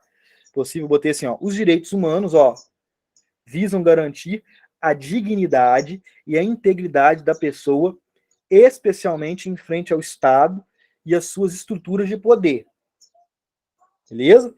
E a cidadania assegura o equilíbrio entre os direitos e deveres do indivíduo, ó, em relação ao quê? Lembra que eu falei da relação? Entender cidadania como relação? É em relação à sociedade e da sociedade em relação ao indivíduo dentro de um Estado. Aí eu vou perguntar, isso na teoria ou na prática? Na prática, que é difícil. Teoricamente, dentro de tudo que está escrito, é isso daqui. Mas, na prática, a gente já pôde ver aqui que isso depende de quem? Do Estado? Quem é o Estado? Da religião? Quem é a religião? Do social? Quem faz parte do social? Da liberdade? Quem é o indivíduo? Quem é o cidadão livre? Para onde vai apontar? É só uma ideia? É somente ideal? Ou quem representa todos esses ideais? É aqui que eu levanto. Na teoria ou na prática? Na teoria é muito bonito. E na prática? Beleza? Vamos lá aqui agora, ó. Agora, ó, botei aqui ainda outra questão que o Anísio também botou ali já, para a gente fechar esse assunto aqui e irmos para problematizações, ó. A política de direitos humanos no Brasil está ancorada em qual documento? Se ele perguntar, é na nossa Constituição, tá? E também na Declaração Universal dos Direitos Humanos. São esses dois documentos que vão trazer os direitos aqui dentro do Brasil. Então, agora vamos, gente, a problematizações. Antes de eu seguir, até nesse ponto aqui, ficou entendível o assunto? Porque nas problematizações também vai responder muitas questões que a Nara fez no início. E outras questões. Ficou entendível? Todo mundo conseguiu compreender? Se sim, vamos continuar. Ó. Olha agora que legal. Problematizações. Ó. O número 1 é que eu fiz aqui. Ó. Sim. Direitos de liberdade e direitos de igualdade. Parece que não tem conciliação, né? Irreconciliáveis. Então, vamos lá. A polarização entre os direitos de igualdade e os direitos de liberdade, como já vimos antes, continua sendo uma das grandes questões não resolvidas do debate atual sobre os direitos humanos. Na concepção liberal, o Estado nasce da agregação de indivíduos supostamente autossuficientes, né, e livres no estado de natureza, com o objetivo de garantir a liberdade negativa, como eu disse, sem a participação do Estado, de cada um em relação ao outro. Ou seja, eu, na minha liberdade, eu vou zelar pelo outro. Acontece isso na prática, gente? Não! A gente se fecha na nossa esfera privada. Por isso, a realização histórica dos direitos não é confiada à intervenção positiva do Estado. Por quê? Porque o Estado tem os seus interesses. Mas quem é o Estado? É gente também. No final das contas, gente, é tudo a mesma coisa. A gente cai tudo na mesma discussão. O centralismo da discussão, a raiz, é o que eu vou fazer. É por isso a realização histórica dos direitos não é confiada à intervenção positiva do Estado, mas é deixada ao livre jogo do mercado, partindo do pressuposto liberal que o pleno desdobramento dos interesses individuais de cada um, limitado somente pelo respeito formal dos interesses do outro, possa transformar-se em benefício público pela mediação da mão invisível do mercado. Não é por acaso que o Programa Nacional de Direitos Humanos limitou sua atuação aos direitos civis e políticos e ainda nem sequer conseguiu elaborar as linhas pragmáticas de uma possível implantação dos direitos econômicos, sociais e culturais, que, aliás, são continuamente tornados vãos pela política econômica de cunho neoliberal implementada pelo governo. Eu botei até que é asterisco, o neoliberalismo, assim como o liberalismo, foca em diminuir mais ainda a presença estatal, defendendo privatizações, circulação de capital estrangeiro, entrada de empresas estrangeiras nos países e obtenção de lucros através do mercado financeiro.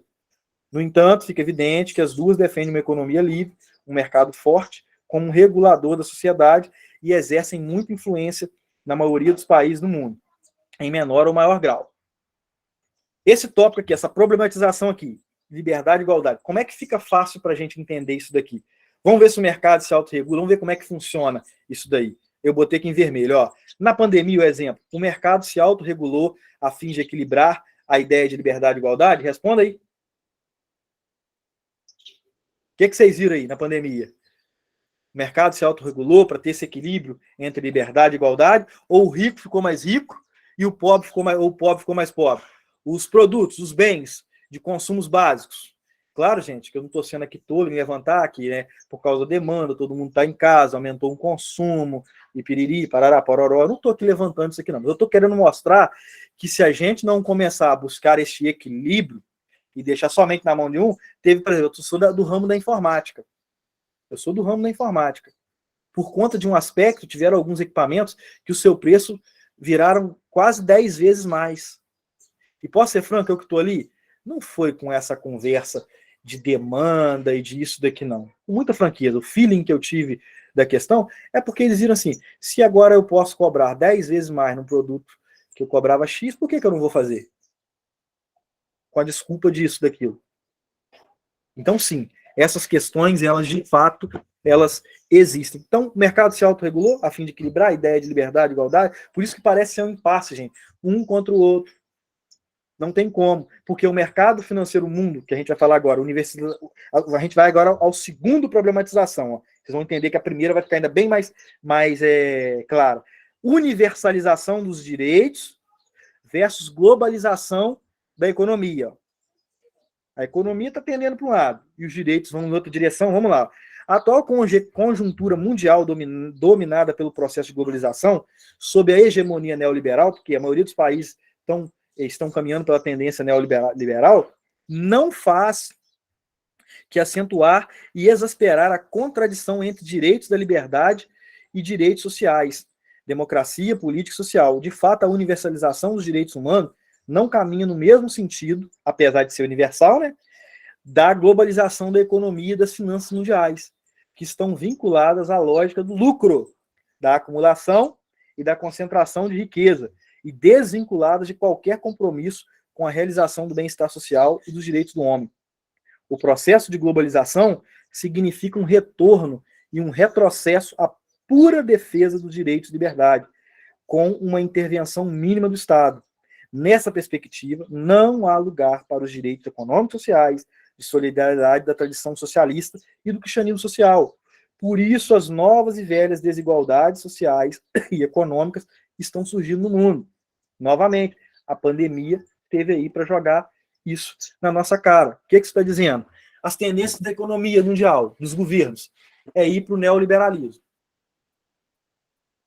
E aí, a tendência da universalidade dos direitos humanos. Nada tem a ver com as ideias liberais. Por quê? Porque eles não buscam uma conversa entre si.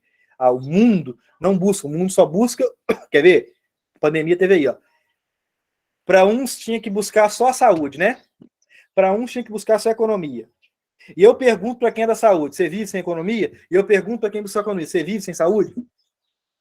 Perguntem se teve um discurso por equilíbrio. Olha aí a massa de manobra como fomos feitos.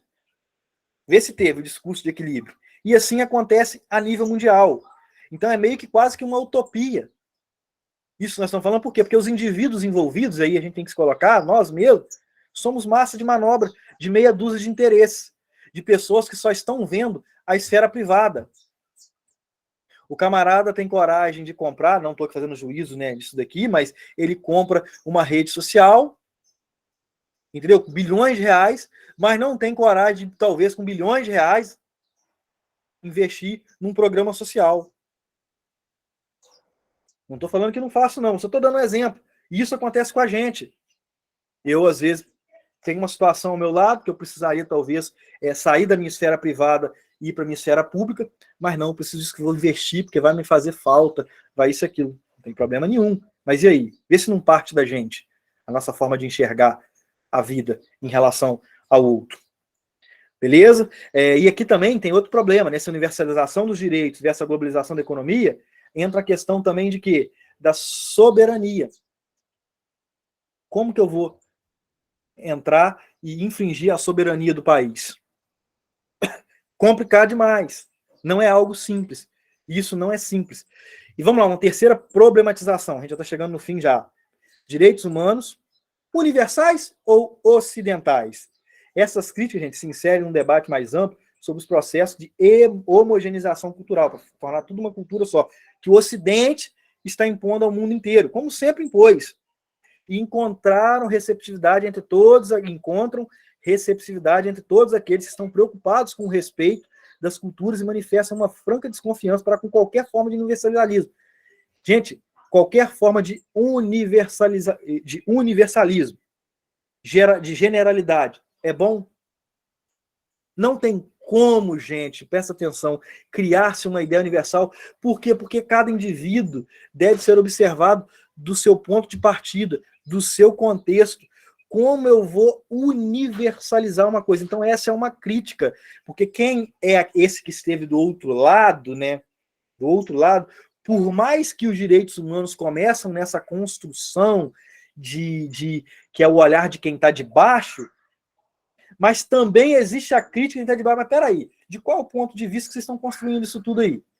Essa liberdade, essa igualdade, fraternidade, de quem? Para quem? Olha aí, então acontecem milhares de massacres todos os dias, como o Anísio diz, um monte de coisa que está acontecendo, de guerras civis, e gente sendo massacrado. A mídia está noticiando? Tem alguém fazendo alguma coisa? Ah, mas acontece, explode uma bomba lá nesses países americanos, na América ou na Europa. Nossa bandeira já começa ali na hora ali, ó. A gente já muda os perfis do Facebook, disso e daquilo. Ah, não, mas está aqui, ó. A Venezuela, do lado, passando fome. Tá lá na África, gente, passando fome. Cadê que alguém fala alguma coisa pela África? Cadê o nosso movimento para isso? Não, mas Paris, aconteceu um negócio lá em Paris. Aí todo mundo muda as bandeirinhas. Tudo muda. Ah, não, caiu uma bomba ali. Morreu 10 pessoas. Não estou aqui menosprezando a vida de 10 pessoas. Eu estou mostrando para vocês entenderem esta crítica. Ele é direitos humanos ocidentais ou universais? Vamos lá. Os povos, quando saem lá da África, atravessam para irem lá os refugiados. Olha que merda para poder eles acolherem. Aquilo ali, vamos lá, novamente, é universal ou é ocidental? Aí agora aconteceu a guerra ali da Ucrânia. Branquinho, do zóio azul, branco, do zóio azul, todo mundo, pode vir, vem. Todo mundo abriu as portas, vem todo mundo para cá. Ô, gente, vamos acordar, gente. Vamos acordar. Então tem essa crítica aí de que o Ocidente está em um ponto, só serve para ele, esses direitos humanos servem para quem? É para todos? Essa é uma crítica levantada. Liberdade, igualdade, direitos dos indivíduos, tolerância, democracia, socialismo, revolução, são conceitos estranhos à tradição cultural desses povos que sempre estiveram do lado de cá. E que só existem aonde? Esses conceitos só têm fundamento na ocidental, no Ocidente. Por outro lado, o respeito aos direitos humanos está longe de ser algo universal e aceito em todas as culturas e civilizações. E por isso a questão da universalidade dos direitos humanos permanece um dos problemas abertos do ponto de vista teórico e também prático. Uma consideração final aqui, ó. A questão dos direitos humanos hoje é entendida em toda a sua complexidade, aponta para um espaço de utopia, ou melhor, de eutopia, ao eu aqui, ó, de bom lugar. Funciona como uma ideia reguladora, um horizonte que nunca poderá ser alcançado, porque está sempre mais além, mas sem o qual não saberíamos nem sequer para onde ir. E aí, eu trouxe aqui uma reflexão para a gente finalizar aqui, e eu já vou encerrar, me perdoem, tá? Tomaram esse tempo todo de vocês. O que podemos fazer, então? Gente, a matéria, a disciplina chama-se Educação, Cultura e Direitos Humanos. Amaral, Assim... Oi. agora você tá me ouvindo, eu tava de fone, você não ouviu, não. Eu ia te perguntar aquela hora que você passou, depois você pode mandar áudio, você não precisa falar aqui agora, não. A questão da igreja junto com o socialismo, eu não entendi muito bem. Não, vamos lá. Não, vamos lá, vamos. O poder da igreja ali, junto com a questão social ali, tipo, não entendi a ligação das duas. Toda a declaração, ela está baseada em 3 estruturas, que foi o liberalismo, o socialismo e a ideia da doutrina social da igreja, o chamado de cristianismo social. O liberalismo é a ideia de que todos são livres, iguais, mediante ao Estado, mediante essa ideia de liberdade. O socialismo fala, não, mas peraí, mas e as minorias? E aqueles que não têm a condição? Porque é legal falar sobre liberdade a partir de qual ponto de vista? Uma coisa é a ideia de liberdade, vamos lá, quem nasceu na nobreza, outra coisa é a ideia de liberdade em quem nasce, quem não é a nobreza, um servo. Então, aí isso é criado o quê? Uma desigualdade social. Entendeu? Por quê? Porque na ideia de liberdade nossa, que eu falei ali, você entendeu? Nós nos fechamos na nossa esfera privada. Acabamos nos fechando. E às vezes não estamos nos preocupados com o público. E aí teve que surgir o socialismo para poder falar assim, para poder brigar assim, mas peraí, gente, olha o problema que criou aí nessa ideia de liberdade de vocês aí, com esse capitalismo, e agora a desigualdade social que está aí. Precisamos de ver o direito dessa minoria. Entra o socialismo. E a terceiro viés, que seria a ideia da fraternidade, o liberalismo com a ideia de liberdade, o socialismo com a ideia de igualdade e a ideia de fraternidade. fraternidade surge com a ideia da igreja, o cristianismo social da Igreja Católica, que até aquele momento ali, a Igreja Católica tinha esquecido do cristianismo. Por quê? Porque a Igreja Católica, até aquele momento, tinha se unido ao poder, tá? E a Igreja Católica ficava ali junto com a nobreza, o clero e a nobreza. E os de baixo, quem está embaixo? Que se vira, tem que aqui servir a nós aqui, servir junto. E a Igreja Católica, até esse momento, ela criticava ali a construção desses direitos do homem, que começa em direitos do homem, que mais tarde vão se culminar em direitos, a Declaração Universal dos Direitos Humanos. Ela criticou, por quê? Porque ela estava com a nobreza. Mas o que aconteceu junto com Revolução Industrial, capitalismo? Começa ali, a primeira coisa que a Igreja Católica, o primeiro baque que ela sofre é a Revolução Protestante. Já começa a afetar os seus poderes. E aí muitas outras questões, aí a nobreza reivindica poder, quer também participar do poder. Antes era só a Igreja Católica e o Estado, né, e a nobreza que denominavam, que faziam as leis e as regras. Agora a população, quem está embaixo, também está reivindicando. Então isso fez com que a Igreja Católica, que tinha um posicionamento contrário a essas ideias as ideias sociais, né, a questão social, porque ela estava ali na cúpula do poder, apoiava essas ideias somente liberais, entendeu? Ela tem que entrar, porque a sua estrutura foi abalada. Então agora ela entra na briga. Aí é recuperado aquilo que no seu próprio, que estava no papel dela, que era a questão social, né, da ideia de que Deus, como eu disse ali, Deus, ele é o Pai, todos nós somos filhos do mesmo Pai.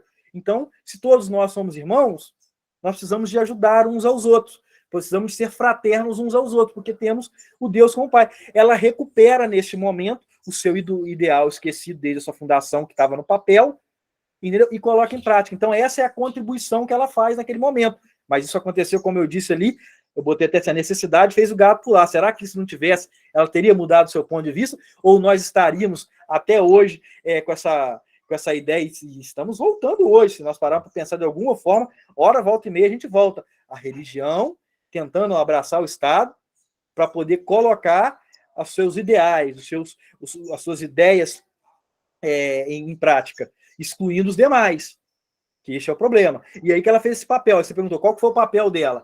Ela entrou, como ela traz a ideia da fraternidade, ela pegou o liberalismo, o socialismo e falou assim, calma lá, gente.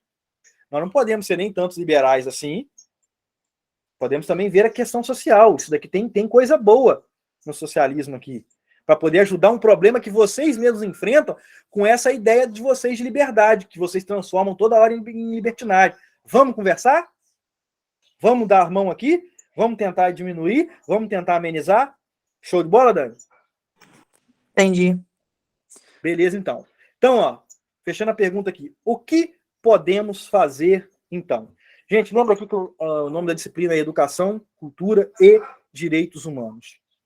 Como vocês viram aqui, tudo que nós falamos acima está completamente interligado. E aí, Amaral, depois de você ler isso tudo, você se dedicou a isso daí, o que você pensa? Gente, está naquelas primeiras aulas que a gente teve com a Anísio na V1, que é a questão da curadoria. Você precisa de entender o que é a curadoria. Ele vai considerar, será se colocasse na prova? Curar, entendeu? O que é importante você saber, o que é relevante você entender, compreender. Lembra que eu falei ali? A relação, curadoria também tem a ver com essa relação. Como você se relaciona com os fenômenos que acontecem, com as questões que envolvem a sua vida, como eu já disse, do passado até o presente, do presente até o futuro, do futuro até o presente, enfim, tudo que está compreendendo. Você curar o que é importante nisso e fazer as suas sínteses. Quando você faz isso, você não se torna massa de manobra. E aí, gente, aqueles 4 tópicos que são sugeridos pela Unesco, que também é um braço dessa ONU, que nós aprendemos aqui, que lembra o que era? Que era aprender a conhecer, olha, aprender a fazer, aprender a conviver e aprender a ser. Isso é completamente, se te perguntar o que nós podemos fazer, é isso daí. Aprendemos a ser curadores de nós mesmos, o que o Anísio está tentando ensinar ali, eu dou aqui as honras, não somente a ele, mas a tantos outros ali também, mas é porque é a disciplina dele, entendeu? O que o Anísio fez ali, entendeu? Pena que, pelo menos, na nossa disciplina não vamos ter mais aula, enfim, mas ele pega essas informações, sempre joga, traz esses debates calorosos, esse monte de Bíblia, a gente chama de Bíblia, que ele traz a gente, né? Nossa, lê esse monte de coisa, mas, gente, quando você para ler, entender, você fica 10 vezes mais inteligente. E eu falo a partir de mim, eu estava dizendo no início aqui que eu já ganhei a faculdade, que eu já aprendi até o presente momento, já pagou para mim toda a faculdade, os modos operantes que foram mudados aqui dentro de mim, e como me fazem agora caminhar em relação à vida, o chão da vida. Então é isso, gente. Busquem não serem massas de manobra, seja política, seja econômica, seja em qualquer aspecto da vida. Busca ser esse indivíduo, busca ser cidadão que está envolvido em todas as questões, que tem luz nas ideias, que tem a ideia iluminada, a mente com luz, e não somente um aspecto, só uma pequenozinho, mas que há luz na sua consciência, como cidadão consciente, como está ali no primeiro artigo ali, entendeu? Busque a ser esse cidadão livre, igual e fraterno, que trate tudo como liberdade, que entenda a liberdade do outro, entendeu? Que seja igual, que trate os outros como iguais, mesmo sendo diferentes, e aqui aprender a conviver, entendeu? E que seja fraterno em relação ao outro, que pode até ser contrário a você, tá bom? Não esquecendo aqui, para a gente finalizar, gente, e se alguém quiser fazer alguma pergunta, é importante você saber os artigos, não é decorar, mas ter uma ideia do que ele seja. Eu não vou aqui, senão vamos tomar um tempo enorme, são 30 artigos. Ele falou, Amaral, Oi. ele falou que vai cobrar as siglas, né? As siglas também, eu já botei tudo em azul. Quando eu comecei o texto, eu botei uma legenda lá. Tudo que é importante, ele falou quantas que tem em questões? azul, é importante. Ele falou Entendeu? quantas questões? 10 questões, provavelmente, 2 ou 3 discursivas. 2 ou 3 discursivas. Senhora. Beleza? Mas ele falou que a prova não está difícil. Isso aqui. Agora ele falou da Gente, outra vez, deu 1 hora para a gente fazer tudo. não, agora a prova vai começar às 6 horas, tá? Lembrando, eu já botei lá, a provinha começando às 6 horas. Então, Só que a discursiva dá a opção da gente escrever e ele considerar. O objetivo errou, né? Isso aí. Alguma pergunta, gente, em relação ao tema? Vocês gostaram de como eu trouxe aqui? Não que eu estou buscando aprovação, mas é importante. Obrigado por explicar a matéria inteira em 2 horas. Que eu só fui 1 aula. Conseguiram compreender? Alguém tem alguma dúvida? Foi bacana, igual foi da primeira reunião, daquela primeira aula que a gente teve? Deu para compreender tudinho, certinho? Por mim tá perfeito, Amaral. Muito obrigado. Se ninguém mais tiver, eu vou parar aqui a gravação, eu vou upar correndo esse vídeo aqui para a galera ter acesso, para os demais que não puderam estar, estudar. Beleza? Amaral, eu até mandei aí na caixa de mensagem sobre a diferença do neoliberalismo para o liberalismo. Em suma, é a mesma coisa, Anara. Liberalismo e neoliberalismo. É que vai defender mais, defende a privatização, uma menor participação ainda do Estado, mas é praticamente quase que a mesma coisa. Entendeu? A diferença é só os tempos. Lá tinha ideia liberalismo, agora nós precisamos, em antítese, algumas outras questões foram surgindo, vamos criar um neoliberalismo, entendeu? Mas, em suma, se tratando da mesma coisa, aqueles pontos que eu já coloquei até ali dentro mesmo. Não tem muita diferenciação, não. Beleza. Beleza? Mais alguém?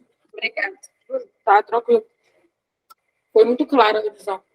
Então, show de bola, ó. Deus abençoe vocês, bom domingo. Agora eu vou entrar na minha piscininha e vou ficar de boa aqui, descansar essas 24 horas aí, preparando para os amigos aí, tá? Obrigada, Amaral, por todo o compartilhamento. Valeu. Valeu, Amaral. Obrigadão. Show.